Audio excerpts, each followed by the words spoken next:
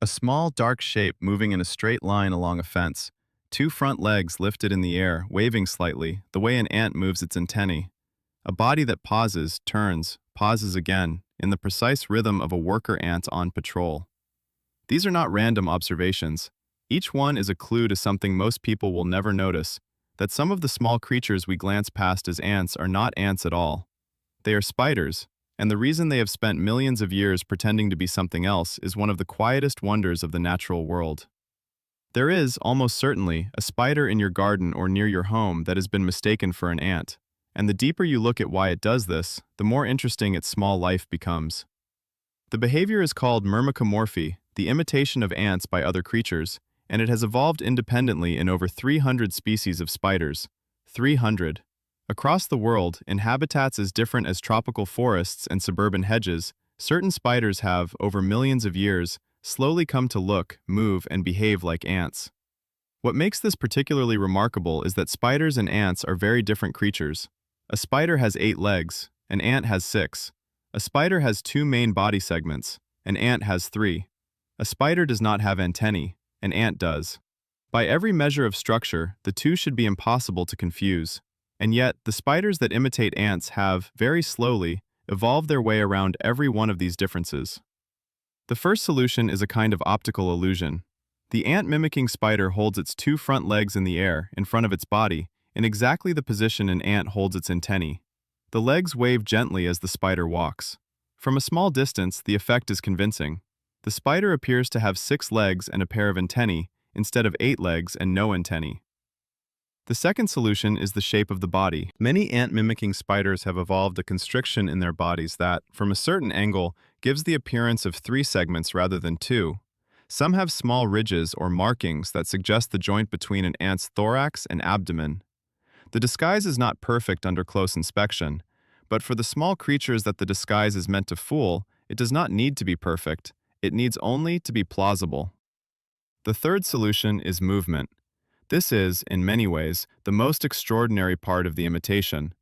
Ant-mimicking spiders do not walk like spiders, they walk like ants.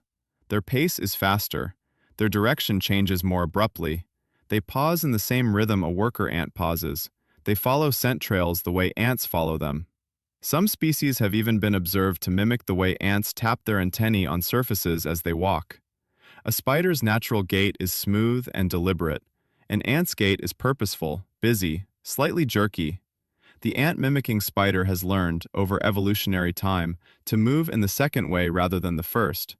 And if you have ever watched what you thought was a small ant moving along a windowsill or a leaf, and one almost certainly has crossed your path in recent weeks, pay attention to the 8th leg. It is not always easy to see, but it is there. The question now becomes, why? What is gained by all of this effort? The answer turns on one of the great quiet facts of small creature ecology. Ants are, by a very wide margin, one of the least bothered creatures in the world. They are bitter. They sting. They defend each other. They are, by long evolutionary consensus, not worth eating. Birds avoid them. Small reptiles avoid them. Wasps and other small hunters that would happily take a spider learn very quickly to avoid ants.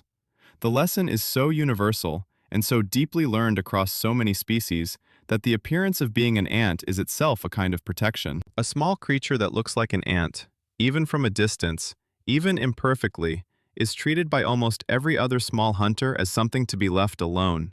This is why the spiders that mimic ants live longer. The numbers, in studies that have been done, are striking. In environments where birds and small reptiles are common, ant-mimicking spiders have survival rates several times higher than their non-mimicking relatives. They are passed over. They are mistaken. They are, in a quiet way, kept safe by a costume they did not choose but inherited. There is more to it than safety, however. Some ant-mimicking spiders use their disguise not only to avoid being eaten, but to feed. They walk among real ant colonies, undetected, and take small workers from the edges of the group. The ants, with their poor eyesight, do not recognize the difference. The spider, with its careful imitation, is able to feed on the very creatures it pretends to be.